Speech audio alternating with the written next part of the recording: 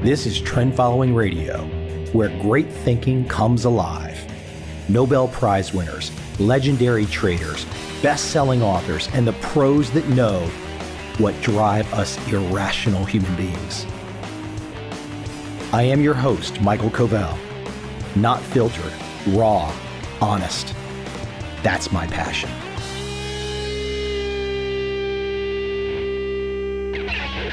So if you wanted to know how to be richer, how to be wiser, how to be happier, where would you start? You might want to start with those people that had made the massive fortunes. Now, of course, not all people that make a massive fortune are happy. They're not necessarily all wise, but some of them are. My guest today, William Green, has spent a career finding them. I'm talking the biggest names. The Charlie Mungers, the Jack Bogles, the Ed Thorpes, all of those guys, plus a lot more over 25 years, getting to sit down with them in person to spend days to really find out what makes them tick, at least to the best that he can, and then give it back to us. I really think I'm going to have William on again and let him really dive deep into some of these individual people. Because, gosh, their insights are going to be so amazing. The way they think, the way they talk. But without any further delay, let's jump in right now and get a little initial dose of what can make us all a little richer, a little wiser, and a little happier, and how we could figure that all out from some of the world's greatest investors. I hope you enjoy this conversation with William Green.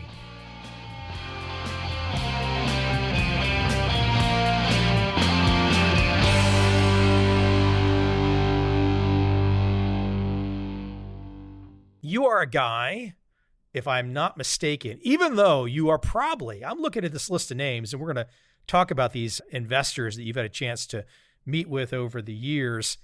There can't be too many people on this planet who have spoken to all of these names in person. Honestly, you and I, I'm not asking you to brag. Between me and you, less than 10 people? All of these names? Yeah, I think that's right. I'm close to Jason Zweig, who's a columnist at the Wall Street Journal, and I have a horrible feeling he's interviewed many more people than I have. But it's hard to think of anyone else who has. I think the thing that's unusual about what I've done as well is I spent an enormous amount of time with some of the greatest investors. So it's not just the number of people I've interviewed. It's that I would get to spend days with some of them, or many hours, or come back many times. I think part of what the joy of working on this book was that I was able to say, well, who are the greatest investors I've ever met? Who do I want to really spend a lot more time with? Let me go deep on them. Who are the investors that I kind of yearn to talk to and have never talked to? It's not just that I was ticking off this enormous number of people that I wanted to talk to. There are several cases where I literally spent 2 days interviewing someone, or in the case of Manish Pabrai, I traveled with him in India for 5 days. I mean, we shared a bunk bed on an all-night train from, I think, Kota to Mumbai. That's, I think, very distinctive, is that I was trying to get really inside the lives and minds of some of the most remarkable investors, people like Howard Marks, or who I'd interviewed before, but this time around I was like, well, what if I could actually spend hours with him and keep coming back to him, keep asking more questions? That was the thrill, in a way, was the depth of this dive into their minds. I've had a few of these guys. Bill Miller appeared in my documentary years ago. Howard Marks has appeared on this podcast. But you're right. I've had a good chance to interview a lot of different types of traders over the years. But I mean, a lot of the guys that you've talked to are not going to necessarily be around for that much longer. I mean, these are some of the names that just will be legendary for centuries, probably. Someone like Bill Miller, I once calculated that I've interviewed him for somewhere between 80 and 100 hours over the last 20 years, because I keep coming back to him. So even the other day, I interviewed him for a couple of hours for something else. Part of what you're seeing is the development of these minds as they go through adversity, as they go through periods where they look foolish, as their ideas turn out to be extraordinarily robust. There were certain great investors who had died, but who I'd interviewed many years ago. I was able to go back and say, well, here's what you need to learn from Jack Bogle, who I interviewed 20 years ago, who founded the Vanguard group. One of the things that was really wonderful is that when I went through my old notes, for example, I would find that I had this transcript of an interview with Bogle where he was talking about his mentor, Walter Morgan. Literally, as I was interviewing him, the phone had gone dead.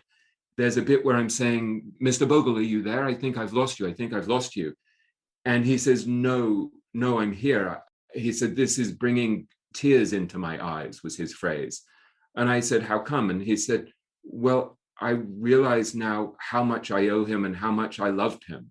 It was profoundly moving. And there's something kind of wonderful about the fact that I can say to my readers here, well, this is something that Jack Bogle, who Warren Buffett says is the one person that deserves a statue to be built for him in the investment business. This is something that Jack Bogle learned from his mentor. And one of the things that he told me that he learned from Walter Morgan was simply the idea that the shareholder is king. And he said there was a moment where one of Walter Morgan's shareholders wrote him a letter and said, Mr. Morgan, I need a suit. And Mr. Morgan sent him one of his own suits. So if you think about that, that's a lesson that's been passed to us for a century. And that mindset is actually, I think, deeply in the DNA of Vanguard, where they really are trying to treat their shareholders decently. And there's something kind of wonderful for me about being able to take the wisdom of the ages and preserve it, somehow pass it down to these readers. And there's a beautiful phrase from a great British biographer, a guy called Richard Holmes, who talks about the process of writing biography of being a handshake through history. And I love the fact that I could take a lesson from Walter Morgan, a guy who none of us have heard of at this stage, but who had a profound impact on Jack Bogle, and through Jack Bogle on millions and millions of index fund investors. And I can share that with readers. I found that quite moving. I'll share back with you just a really quick story about Bill Miller. My first book came out in 2004. It was a trading book. And somehow or another, I ended up in the offices of Legg Mason in Baltimore, talking to a couple guys, just random guys. I mean, they're important, but they're kind of random guys. And at the end of that conversation, they said, hey, do you want to go upstairs and check out what's going on upstairs? I'm like, sure, whatever. We walk upstairs. They open the door. There's an auditorium with like 200 young people, and they're listening to someone talk at a podium. That someone talking at the podium was Bill Miller. I've never met Bill Miller. He looks at me and he goes, ladies and gentlemen, Mike is here to talk to you about his new book. I'm like, so I ended up talking to this group. And at the end of it, well, I said, well, Bill, my book is about trend following, a quant strategy. I said, you're running value stuff over here. How did you find out about my book? He goes, hey, man, we buy everything. We buy everything on Amazon. We read everything. That was just one of those great little stories. I'm sure you've got so many of those. I'm jealous that, all those weird, odd, strange ways that things weave themselves, right? Well, I'll tell you one beautiful story I actually left out of my book. And I keep thinking about this as someone who interviews a lot of people. I keep thinking the question you really want to ask people is, what did you leave out of your book that you wish you had put in? And it's something nobody has ever asked me, actually. You're asking yourself on my podcast, so I will take vicarious credit. Okay, good. There's a story that I keep wishing that I had put in, which is about Bill Ruane, who managed the Sequoia Fund, who was one of the great investors. And Ruane was the person, if you remember, when Buffett had his limited partnerships in the 50s that did extraordinarily well, he eventually in the 60s, when he couldn't find any bargains, he closed down his limited partnership. And he said, well, if you still want to invest, you should invest with this friend of mine, Bill Ruane, who's extraordinary. And over the next decades, Ruane beat the market by thousands and thousands of percentage points. I interviewed another guy called Paul Lountzis for this book, who had started his career working for Ruane. Lountzis, he's from this Greek immigrant family, and it took him something like 8 years to get through college because he was working unbelievably hard to support himself, really from the age of about 8, I think. Lountzis said to me that he had a child who was very sick, who I think needed heart surgery. And he said to me, when he went for a job interview at the Sequoia Fund with Bill Ruane, he mentioned his son's condition. And Bill Ruane said to him, how much does surgery for that cost? Lountzis said, well, I'm not sure, Mr. Ruane. And Ruane said to him, whatever it costs, I'll pay for it. Lountzis said, you haven't even hired me. And he said, don't worry, I will. That was one of those things where you just have this random moment, you meeting Miller, where you see something strange happen that you don't ever want to forget. It said something so beautiful about the type of person that Bill Ruane was, That's the type of story that you want to preserve, like Bogle with Walter Morgan, sort of tearing up as he talks about his mentor. That's part of what fascinates me about the great investors, is you're trying to capture a sense of their spirit, their personality, not just how they make money, but what type of people they are and what we can learn from them, not just about how to invest and get rich, but actually about how to think and how to live. Absolutely. It's all that thinking part, all that living part. By the way, you are not a guy for those people out there that are slaving away at their MBA program. And I'm not trying to tell them that slaving away at the MBA program is necessarily bad. I personally think it is. But you are a guy who is not in all the econ classes and the business classes. Is that fair? Right. I feel slightly sheepish about it. I had a sort of typical liberal arts education. I went to Eton, which is this famous English boarding school where people like Boris Johnson and David Cameron and Prince William and Prince Harry went. And I really had no interest in anything like math or science, and anything that required that type of brain. I just had no talent for it. I loved English literature and languages. And then I went to Oxford and studied English literature. And so the idea that somehow I would become fascinated by the greatest investors would have seemed laughable to me. I literally would, when I moved to New York in my early 20s, the New York Times would arrive and I would throw out the business section without even looking at it.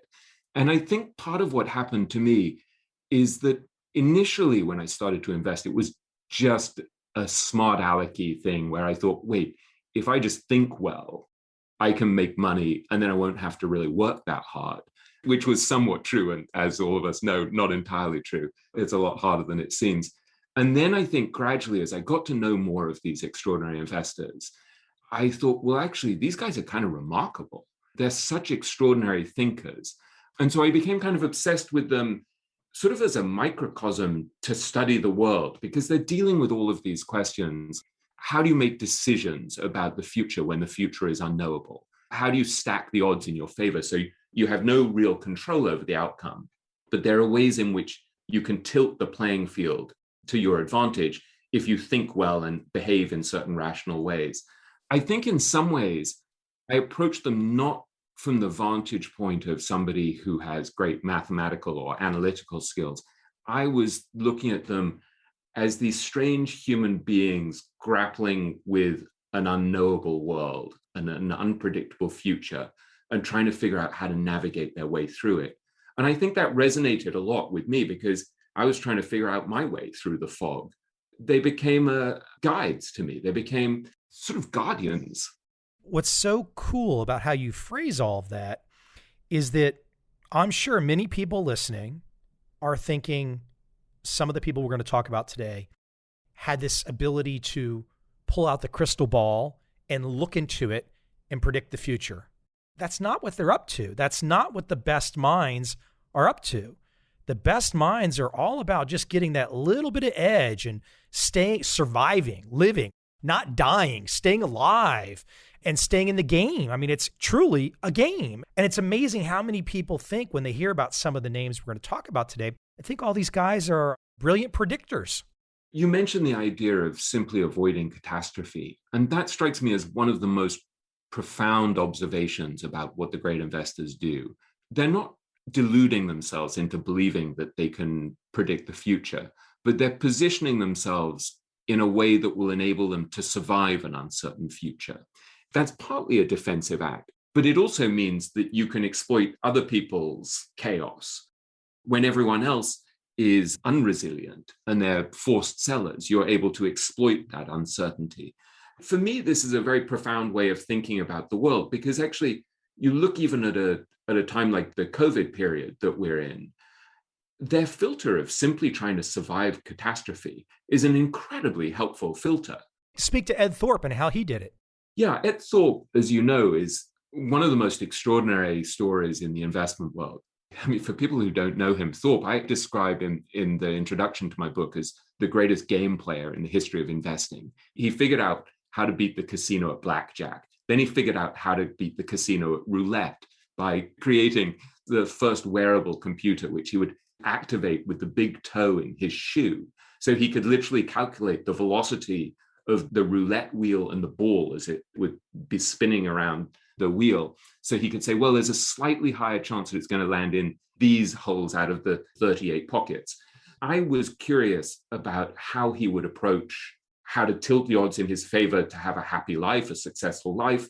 But also then, when I called him back a few months later, I said to him, well, how did you handle COVID? Because I knew that he's the world's most rational man and that he'd have some sort of distinctive approach to COVID. He sort of paused and he said, thank you for asking.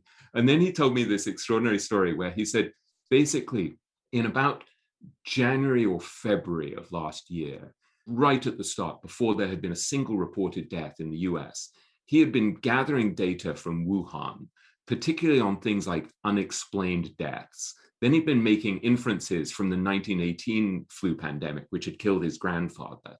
So he'd calculated what he regarded as the true fatality rate. He was saying, well, you don't want to just listen to what the authorities are telling you, what the experts are telling you. When something is important, you need to check the data independently for yourself.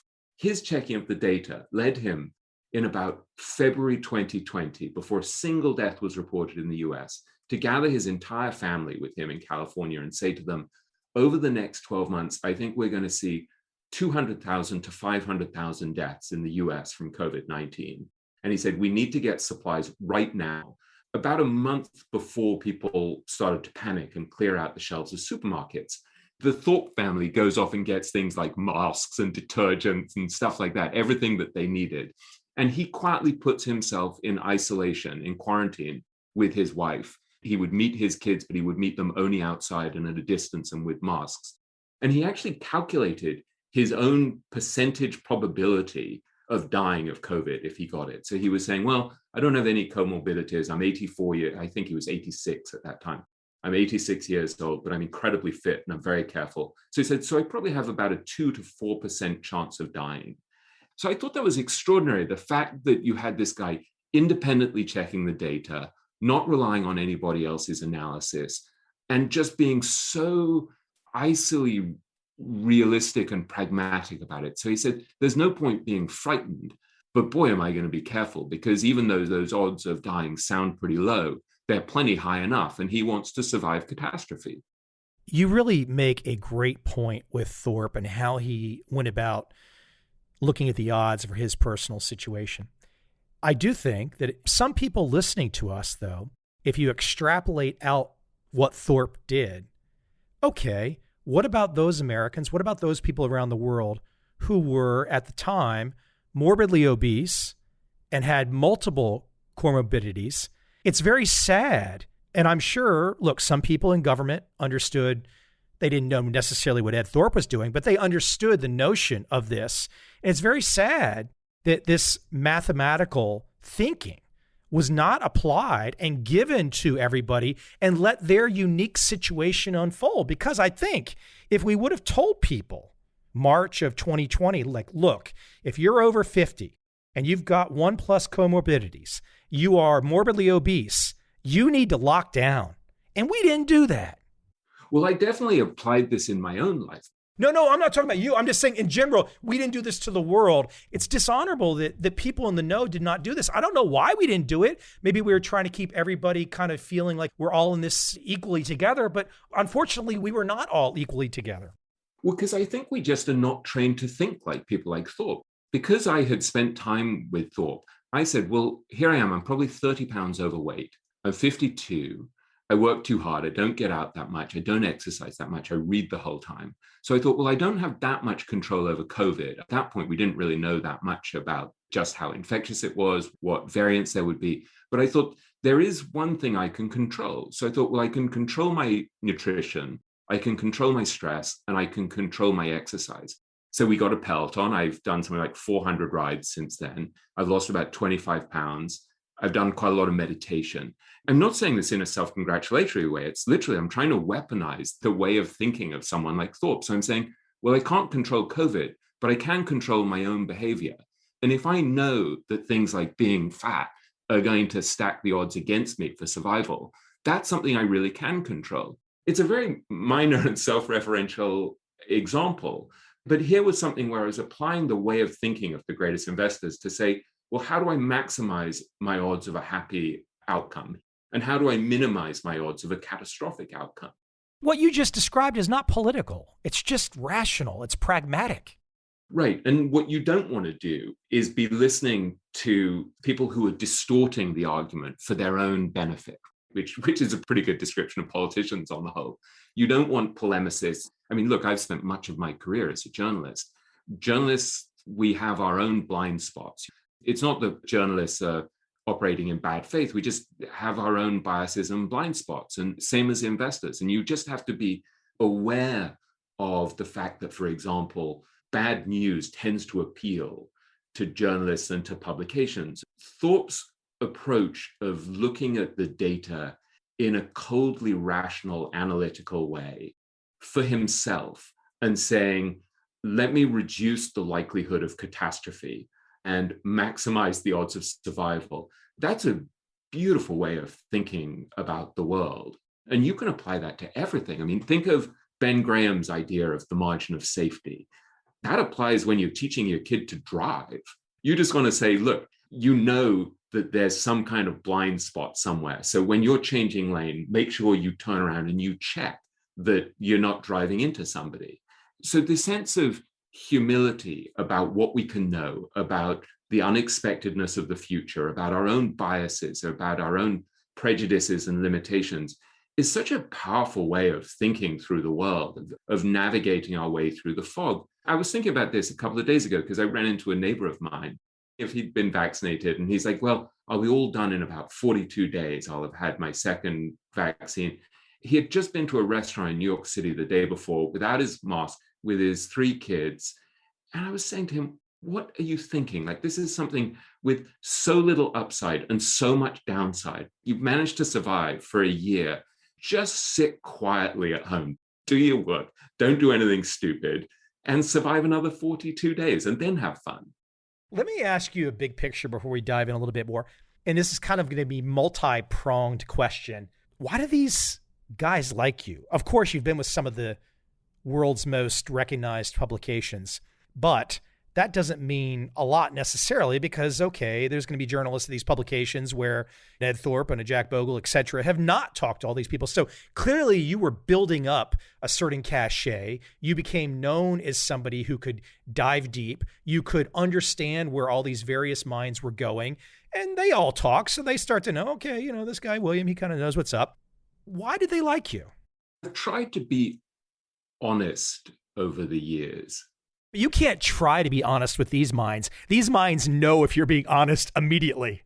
But I think I've tried to write about them in an honest way where I'm searching for some kind of deep truth.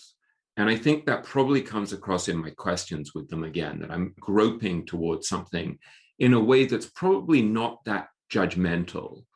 I think when you've done an enormous amount of research and you've really prepared and your questions show a deep understanding of where they're coming from and what they do and how they think and how they live, they sense that you're taking them seriously. For example, so many journalists might see one of these big names and they see billions of dollars and it's just about the money. Whereas all these men that we're talking about today, they look at it as the intellectual endeavor, the intellectual exercise, and the money is the byproduct of smart thinking.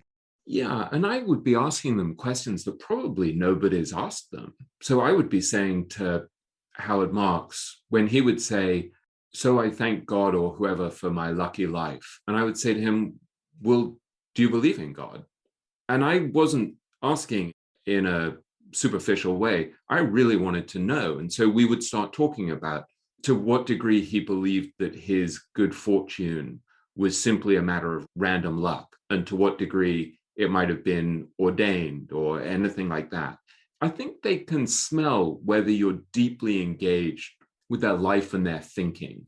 And then another thing that I've always found has been really helpful in interviewing great investors, but really anyone, is just to be honest about my own life. There's a famous interview that I think Truman Capote did with Marlon Brando for The New Yorker, where Marlon Brando was horrified when he read the profile, and he said, that little squirt, he spent the whole time telling me about his troubles, and here I was telling him about my drunken mother and how I used to sort of step over her in the gutter.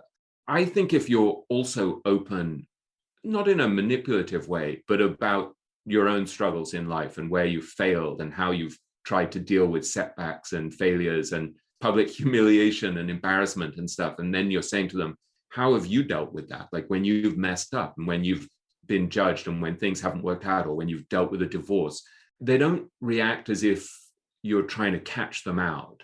They understand that you're a fellow human being trying to grapple with your own limitations and inadequacies. And I think they smell that. And so for me, the whole pursuit has to be about getting at some kind of deeper truth without that sense of, gotcha, I got you saying something that you shouldn't have said. I think it's an unconventional approach to interviewing and to journalism, because as journalists, you're taught that you have to remain very objective and impartial. And I want to remain objective and impartial, but I'm actually there's a kind of intimacy to what I'm trying to do. I'm actually trying to give an honest account of who they are. And there was a wonderful thing where Nick Sleep, who's an extraordinary investor who'd never really spoken to the press before, who I spent a great deal of time with for this book, he wrote to me afterwards and he said, "You do us great honor." I would have felt very ambivalent about that many years ago. I would have felt, well, does that mean that I'm in his pocket and that somehow I'm saying stuff to curry favor? And now I feel like here's a very honest, ethical, interesting, thoughtful guy who's saying, I'm glad that I spoke to you because you've actually captured a deep truth about who I and my partner are.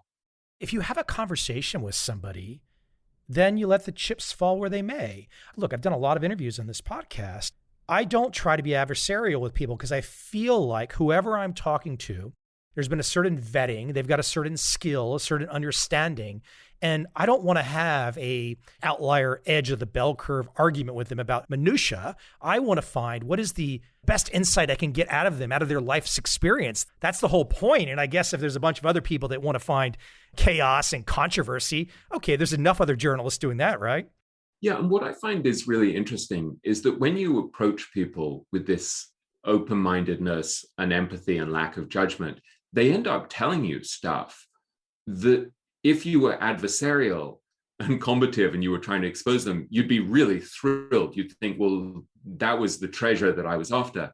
They end up telling you this stuff themselves because these are the things they're grappling with. So, for example, I was having a lunch a few years ago with Tom Gaynor, who's the co-CEO of Markel, and we were talking about the stress of the financial crisis. And he said, I lost all my hair. He's kind of self-mocking and humorous, and he's a really lovely, charming guy. And I wondered if he was joking. And I said, really? And he said to me, no, really.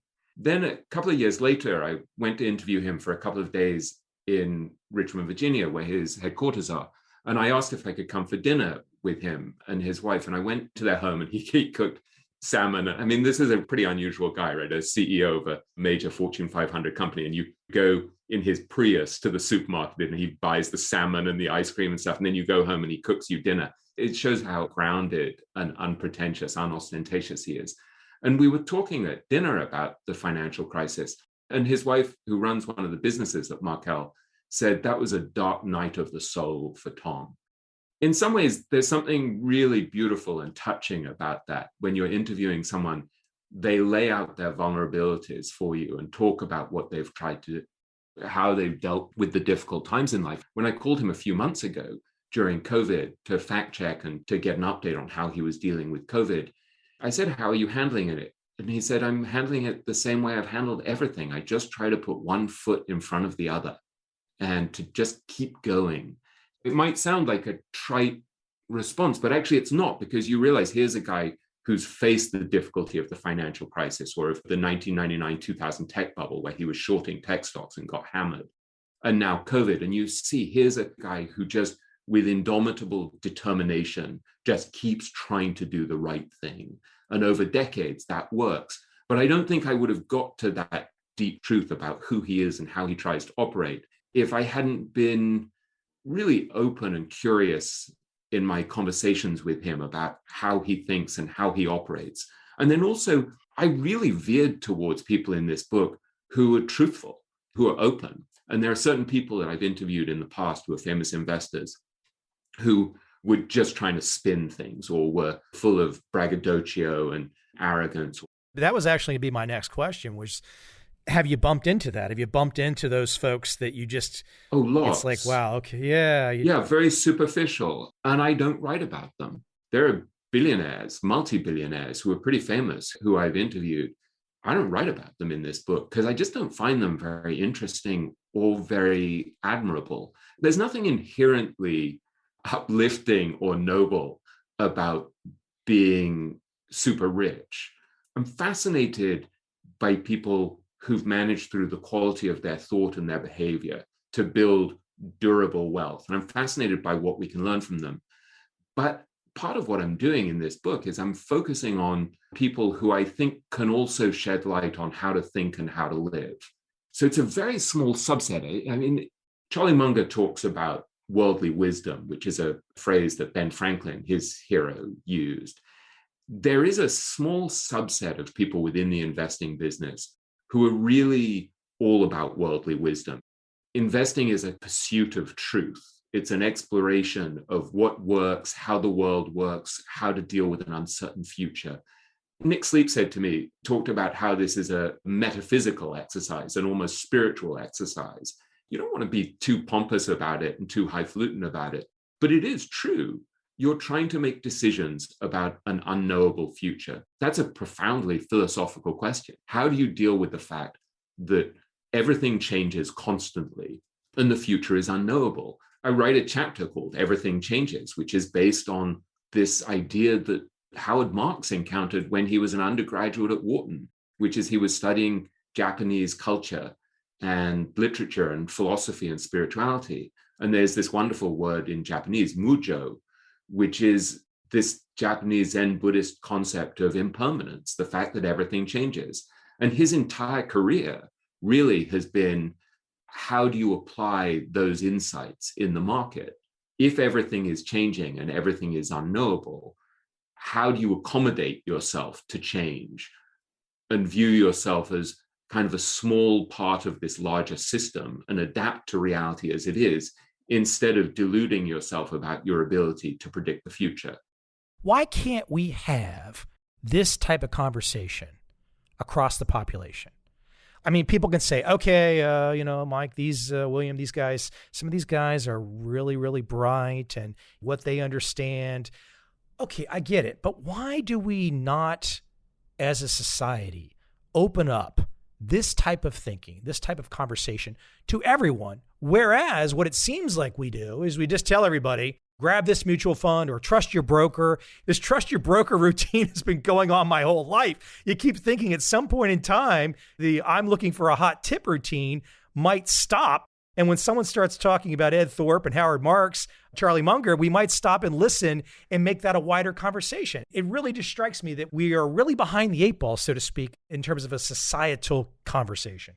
Another thing that we don't talk about that I think is profoundly important, I think about a lot, because in some ways I had the perfect education. Eton was probably the most famous high school in the world. Then I go to Oxford, then I go to Columbia Journalism School. And yet nobody ever taught me about how to deal with my own errant, wayward emotions, or the fact that I was irrational, or that I would have these biases that would make it impossible for me to see reality as it is. I have a 19-year-old daughter and a 22-year-old son who I lecture interminably, and I apologize to them for it. But this is one of the things that I talk about constantly that I wish I had been taught, and that I think is one of the things that I've learned from the greatest investors, which is that you can't be a good decision maker unless you're aware of your own biases and unless you're aware of the influence that your emotions have on your decision making. It seems to me that one of the most important things that any of us can do is actually to work on our own equanimity, on our own resilience, on our ability to handle our emotions. And there's an extraordinary guy I write about who I've become quite good friends with, called Ken Schubenstein, who is a hedge fund manager, but with a very unusual background, because he was a medical doctor, then became a very successful hedge fund manager, private equity guy, but retained this extraordinary interest in the brain. And he taught for about 10 years at Columbia Business School's course on advanced investment research. And then actually recently went back to medicine, gave up being a very successful money manager to become a neurologist because he wanted to treat patients. So here's a guy who really understands the brain. One of the things that he talks about is using a simple mnemonic to help him make good decisions, whether he's in an emergency room, in dealing with COVID patients, as he's been dealing with recently, who are dying and connected to ventilators, or whether he's making investment decisions. And what Ken said to me is, based on his study of the scientific literature, you know that you're going to make bad decisions when you're hungry, angry, lonely, tired, in pain, sad, scared. So he has this simple mnemonic, which is halt PS, where when he's in a really difficult situation or where he knows that he's got these preconditions for bad decision making, he's going to pause and he's going to be extra careful about checking the evidence and not making any important decisions. And he's going to do things like when he's overwhelmed, he's going to cancel a lot of his meetings because he's got to reduce complexity. And he's going to get back to the 4 basic things that he knows are going to help his brain. So things like better nutrition, better sleep, more exercise, more meditation. That to me is really fascinating, that nobody taught us when we were at school that our brilliant education, the kind of brilliant education that I got, was still not going to prevent me making really dumb decisions because I was biased and emotional and get kind of flooded by things like fear or anger or envy or any of these things that distort my thinking. Part of what I'm trying to do is synthesize and share these ideas from these extraordinary investors that we can apply in our own lives. We're still never going to know the outcome, but we can maximize our chances of making good decisions simply by being aware of things like that. I apply Ken's thinking in the same way that I applied Ed Thorpe's thinking with COVID. I apply Ken's thinking the whole time. When I'm starting to get overwhelmed because there's just too much complexity in my life, too many deadlines or too much pressure, I know that I have to get back to those basic things like eating better and sleeping better and meditating. That's really powerful, just to understand that there are these preconditions for good decision making. It's an interesting time. Here we are in 2021, and I can think back to March of 2009, I guess the bottoms of US stock markets. And we've had some up and down, but generally since March of 2009, most people that have bought and held, so to speak, are feeling pretty good right now. I wonder if the message, some of the insights we're talking about, how do you deal with uncertainty and probabilities, et cetera. When people look at their own accounts, I have a feeling until there's a rainy day, that significant numbers of the population across the world are actually imagining themselves to be as wise as some of the people that we're talking about today, because they look at their account and they say, wow, look at that. I mean, I did that. I made those decisions. And they just don't see this clearly. The fear and greed enters. I wonder, for example, if we were at minus 50% on the S&P right now, if your book out of the gate would sell a lot more versus at all-time highs. There's an extraordinary guy I write about, a guy called Matthew McLennan, who has one of the most elegant minds of any investor I've interviewed. One of the things that McLennan thinks about a lot is the fact that the period we've just experienced is likely to be so different from the period we're going to experience next. We all know about things like recency bias, that you tend to assume that your most recent experience is going to continue. But one of the things that he really focuses on a great deal is building an unfragile portfolio and an unfragile life. And if you want to do that, then you have to focus less on your experience and more on your exposure. So you have to start saying, well, how exposed am I if something goes wrong? And one of the things that McLennan did that I thought was very fascinating is he said, think about the world in a period like 1911 to 1913. And you can see that everything looked good. Inflation was under control. The market had done great for a while. Everyone felt happy. And then you had, I think in 1912, the Titanic sank, which was a pretty good reminder that man doesn't have control over the elements, over nature, which is something that COVID has reminded us of again. Then you had World War I from 1914, you had the crash of 29, you had the Great Depression, then you had World War II, 1939 to 1945. So I think you had basically 3 decades of catastrophe which were then followed by an extraordinary period for the market after that. One of the things that you have to ask yourself, this is not about being a pessimist and assuming that everything is going to fall apart, but it's just to be aware that the next period can be extremely unlike the period that you're living through now or have lived through. Once you recognize that that's the case, you need to focus much more on your exposure, much more on your fragility. And it seems to me that one of the most important questions you can ask is simply, where am I fragile? And how can I eliminate or reduce that fragility? Simple questions like whether you have all of your money in one asset class or in one stock or in one bank or one country become really important, because we don't know anything that could happen. What would happen if there were a cyber attack, God forbid, on a country or a financial system, and you could no longer access your cash? If a Schwab or something where I have some of my retirement money went down. So I think even things like that, Howard Marks said to me, sometimes with COVID, sometimes we're not even aware of what could happen. So I think just to be aware that we live in a world where strange stuff happens. If you want to survive, you need to position yourself in a way that you're relatively anti-fragile or unfragile. I think there's too much focus in writing about investing on whether you beat the market. This strange horse race that, yeah, it's really important if you're a money manager to beat the market and show that you added value over time. But I think for most of us, survival, getting to the finish line, is in a resilient way is much more important. I think there are a lot of enemies of resilience, our own fear of missing out, our jealousy, our self-delusion. So I think the more you can become aware of the ways in which you torpedo yourself because you get jealous of other people's returns, or you jump into something because it's been working really well, but you don't know whether it's going to work in future, or you buy into some overvalued asset class that you don't really understand. Those things, it's really important to remove as much of that, what Charlie Munger would call standard stupidity, from your portfolio in your life, because that enables you to survive. As we were discussing before, whether it's COVID or the market, survival is kind of the first priority.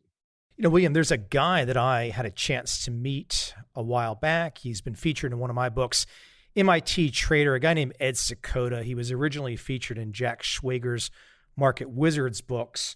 He struck me because when I first met him, one of those situations where you meet an intellect and you're just kind of like, okay, I don't even know how to describe this. You just realize there's something going on in this person's mind, and it just comes across in the air almost. Of all the people that you've had a chance to spend time with, is there any one name where you just realize the intellect of that person? And look, there's no way for you to necessarily judge this or measure this, but is there one particular intellect that has struck you in person where you just kind of are in awe?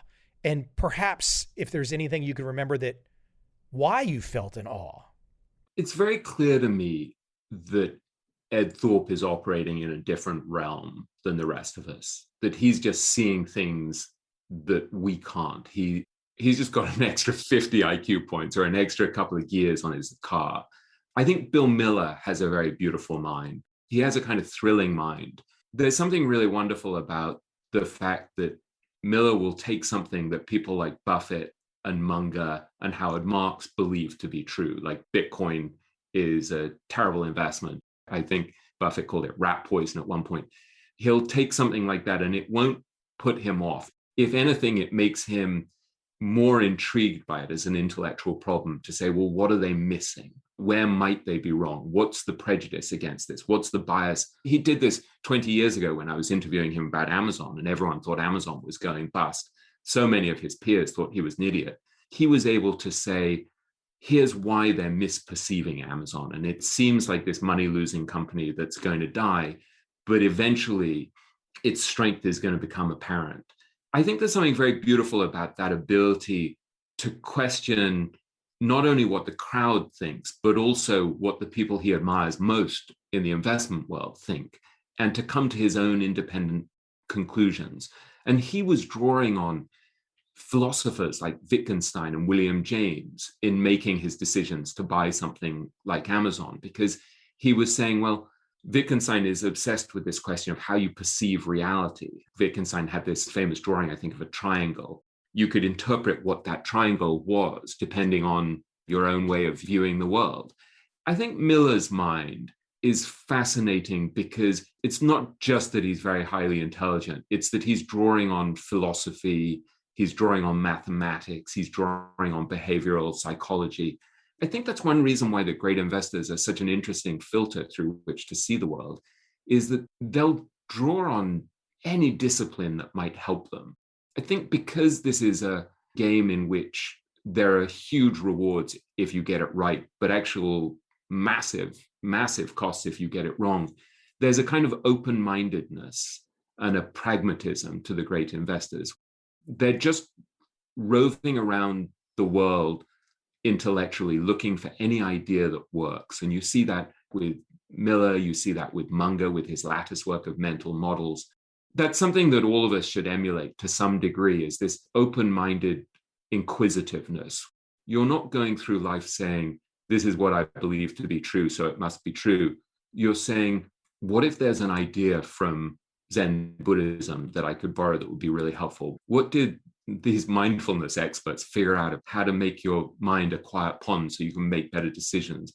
What did Wittgenstein and William James figure out about misperception that could help me see Bitcoin or Amazon or Tesla more clearly? Once you go down the path, the mindset of many of these men, there's a certain calmness. The typical stresses and the typical things you might worry about, you look at differently. They're not the same. Once you allow yourself into the minds of these particular men, I don't say that just about, oh, they're making a lot of money. That's not the point. But once you allow yourself into their minds to get where they're going, it's kind of hard to look at the daily grind with the same level of stress the same way. You just can't. Stress naturally drops if you accept the mindset of these men. I think that's true, but I think what's interesting is there are also ways in which you can control your own stress through your own behavior. Something we can learn from them, of course. Right. And these quite banal things like exercise and meditation. I mean, what could be more banal than going on a Peloton bike and moving your feet for 45 minutes or half an hour? I mean, it's such a tedious piece of advice to give people. What could be more boring and banal than sitting on a cushion or on your floor in a chair with your eyes closed, breathing? And yet, these simple habits that create more equanimity and enable you to deal with stress become hugely powerful. So there's a beautiful line from Charlie Munger that I come back to again and again and again, where he said, take a simple idea and take it seriously.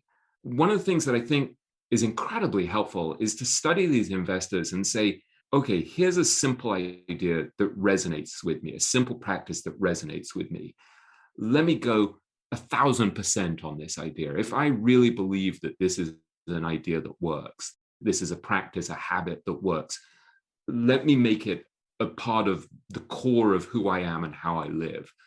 And in a sense, that's how I hope people will read my book, is that they'll go through and they'll select a handful of things, profoundly helpful practices from these great minds, and will actually make them a part of their day-to-day existence. One of the most interesting characters I write about is Monish Pabrai, who I spent an enormous amount of time with. And Monish is just obsessed with what he calls cloning, which is simply to reverse engineer people who've already figured out the answer to certain problems, and then replicate what they do with relentless attention to detail. And in many cases, he improves upon what they do as well. But that simple idea of cloning, of saying without ego, what have people who are smarter and wiser than me figured out? And why do I need to reinvent the wheel? So let me take seriously this idea of learning from the best people in any business, whether it's investing or writing. Another thing that Monish took hugely seriously was an idea that he got from a book by David Hawkins, Power versus Force, that had a big influence on a number of great investors, which is simply the importance of being truthful. What Monish will say is that most people, when they come across a good idea, they kind of take it for a spin around the block. They think, oh, this is a good idea, whatever. And then they forget about it. And he, in this sort of expletive-filled way that Monish talks, is like, they're just idiots. That doesn't work. He's like, you've got to go 1,000% when you find a good idea. And his whole life is built on a handful of good ideas that work, like being truthful, cloning people who figured out better ideas, figured out how the game works, how to win the game, long-term compounding. These are really simple ideas. Once you understand the importance of long-term compounding without destroying yourself along the way, it's a very simple idea, but it's very, very powerful. The Munger one, take a simple idea and take it seriously. Was that it? Take a simple idea and take it seriously. And like most great truths, it's so banal and so simple that our eyes tend to glaze over and we don't internalize what it really means. And it's the same thing with a wonderful idea from Matthew McLennan, where he said to me, you have to survive the dips. It sounds like nothing. It's the sort of thing that in a conversation you could easily just miss. But actually, as a kind of mantra for investing in life, for surviving a period like COVID, for surviving a period like the financial crisis, you have to survive the dips. What's the longest interview you've done? Because I need to get you for like 10 hours. Seriously. Well, I'm happy to keep going back on your show. You can see why I had to interview someone like Monish over 5 days in India and then kept coming back. Well, because I mean, I'm sure you've thought of this, but you have been in such a unique situation. And of course, your book, the one that I'm holding in my hands right here, one of the few that gets through on COVID days to Southeast Asia to me, you've had a chance to really be in an interesting seat. I do think your mind needs to be picked more and more and more and more for all of us. What I'm trying to do with the book and in these interviews is to try to synthesize what I've learned in a way that will help me, because I'm confused and I'm lost and I'm trying to figure out how to make my way through the fog. You know what the deal is now. You wrote the book. Well, the book, in a way, is me grappling with this enormous amount of information, this overwhelming amount of information and insight, and trying to synthesize it down in something that can help me and something that can help other people. I mean, if I'm honest about it, I also am really trying to hand this down to my kids. I want my kids to figure out, how do we maximize the odds of a happy and successful and prosperous and fulfilling life? They won't just say, but Dad, that's stuff that happened in the past. Why do those old guys, why do these 90-year-old dudes, what do they matter to me? I think what's fascinating is the degree to which these principles turn out to be timelessly relevant. So, for example, when I write about Nick Sleep and Kees Zakaria, his partner, who launched this kind of very high-minded fund that was obsessed with the idea of quality and of getting rid of what Nick calls the sin and folly of Wall Street.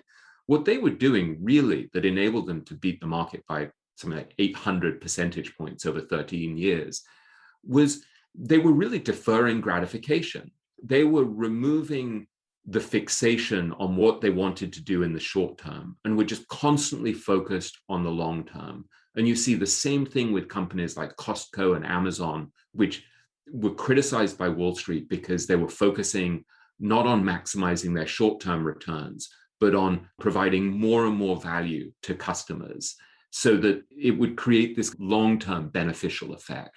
What struck me when I started to study Nick Sleep and Kees Zakaria and to see why they had done so well was that the same principles were at work in the Old Testament. You have literally Esau selling his birthright for a bowl of lentil soup. It's the perfect example. I mean, whether you regard the Bible as literal or metaphorical doesn't really matter. I mean, it's a perfect metaphor for how we focus on the short-term gain, the thing that's going to give us the little hit of dopamine, whether it's Nick Sleep talks about all of these things, like, as he puts it, nicking sweets from the corner shop or going to girly bars, or wonderfully old-fashioned terminology from an Englishman, since he's based in London, trading in a hyperactive way. These are all basically examples of instant gratification. And what struck me is once you become aware of that, of the fact that there's this constant battle between our desire for instant gratification and our willingness to defer gratification, it clarifies the decision. You want to set your life up so that however flawed and irrational we are, you're shifting gradually towards that long-term mindset. And I think part of what's difficult is that there are so many rewards for being short-term, and we don't really have much evidence in our own lives of the benefits of being long-term until we're quite far along in the game. So one of the things that you want to do is look at these people like Munger and Buffett, the people who've won the game over many, many decades, and say, well, what worked for them? What enabled them to reach that destination? I think studying these principles that have passed the test of time and studying great investors who've endured, who've built enduring wealth is incredibly powerful, while also acknowledging the fact that the world changes and that that's part of what makes investing so difficult, is that markets and the world change. A last thought for you. As a guy who's spent the last 8 years in Southeast Asia, a Buddhist country, a guy who practices very, very intense yoga 4 times a week, and somebody who has had an affection for the Eastern philosopher, one guy I would have loved to have met, Alan Watts.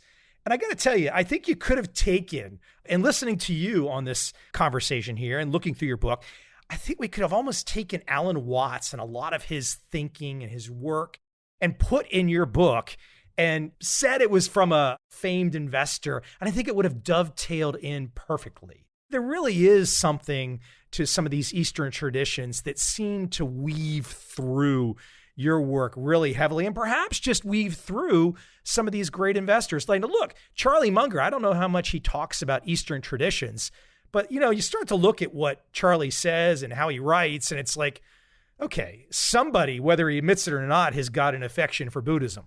I thought at one point about writing a chapter entirely about Buddhism and investing, because there is a very strong connection. I think this fundamental idea that you're dealing with impermanence, you're dealing with the fact that everything changes and that you have to accommodate to that reality instead of clinging to what is. I think that's an incredibly important idea, both in investing and life. There's a moment where I sort of make a facetious joke where I say, if the Buddha had been a hedge fund manager, he would have said the problem isn't that things change, it's that we cling to the idea of things remaining as they are.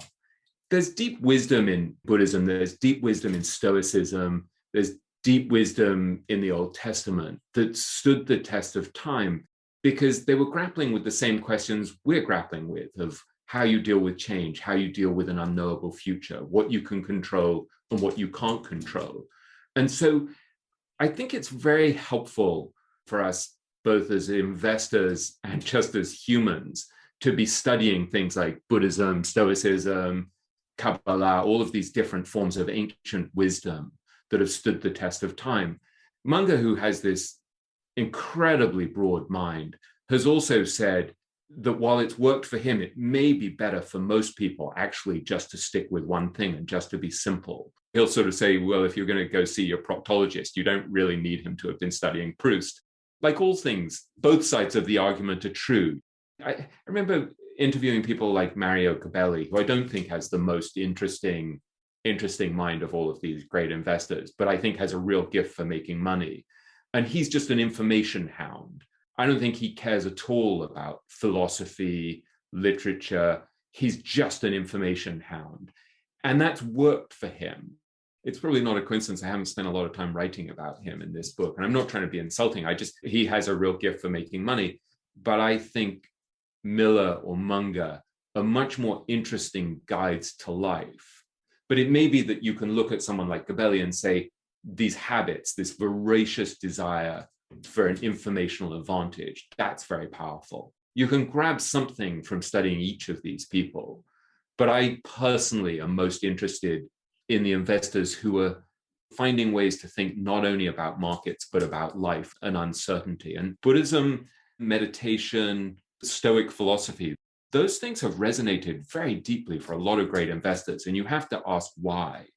I think a lot of it ultimately comes down to an understanding that we need to have internal equanimity in order to function properly and to survive. Given that you can't control external circumstances, ultimately, to a great degree, you can have an influence on your external circumstances. You need to focus a great deal on your internal landscape. And I think that's something that I learned from Sir John Templeton 20 years ago when I spent a day with him in the Bahamas, and I could see just how focused he was on controlling his mind and his emotions and his thoughts. It's something that I saw when I interviewed Charlie Munger in LA and And you can see that Munger actually doesn't really even have the emotions that most of us are trying to battle, like fear and anxiety. He just doesn't have them. It's just not part of his makeup. And he says that Warren is wired much the same way. So I think you can see that for most of us who are not wired that way, we need to pay enormous amounts of attention to our inner landscape. And there are ways of tilting the odds in our favor, whether it's using Ken Schubenstein's whole PS mnemonic or understanding the importance of exercise and nutrition and sleep and meditation in terms of having an effect on our own brain and our own thinking. There are these practical ways of shifting the odds of success in our favor. And it just seems to me that because the greatest investors are such pragmatists who they just look at what works, they become an incredibly useful filter through which to see the world and to grab these habits of mind and behavior that simply work. The book, Richer, Wiser, Happier, How the World's Greatest Investors Win in Markets and Life. A great overview, William. I appreciate it. Thanks for coming on. Thanks for giving your insights. I'm sure we could just turn you on. And like I said, I could easily find 10 hours. I don't even think you would realize that 10 hours went by. I think you are so engrossed in the topic and you've got everything right there at the tip of your brain ready to go. So I appreciate you giving all the insights. Hey, where can we direct people? The book, Amazon, all that kind of fun stuff. Where can we direct people? Is there a website or anywhere you want to send them? Yeah, I have a personal website, which is williamgreenwrites.com, which is something that I cloned from michaellewiswrites.com because I learned from Monish that cloning is a really good idea. The book is called Richer, Wiser, Happier. It's available everywhere starting on April 20th, I believe. I'm on Twitter. My handle is williamgreen72. You can connect with me on LinkedIn and please reach out to me. Send me messages. Tell me what's resonated with you. If there are ideas that you've taken from the book that have really helped you, I'd love to hear it because it's an ongoing conversation where I'm kind of on this journey myself where I'm trying to figure out what works. And it's really helpful to hear from readers and fellow investors what's resonated with them. So I was fascinated, for example, Monish Pabrai said to me that reading about Nick's sleep has actually changed the way he invests. That's extraordinary to me that someone as advanced an investor as Monish is actually changing his way of viewing the world and investing because he's discovered some other investor and there's an idea from him that resonates so deeply. That's my hope, is that you'll find ideas that actually really help you in life, and love to know which they were. William, thank you for coming on. I appreciate it. Such a pleasure. Thank you, Michael.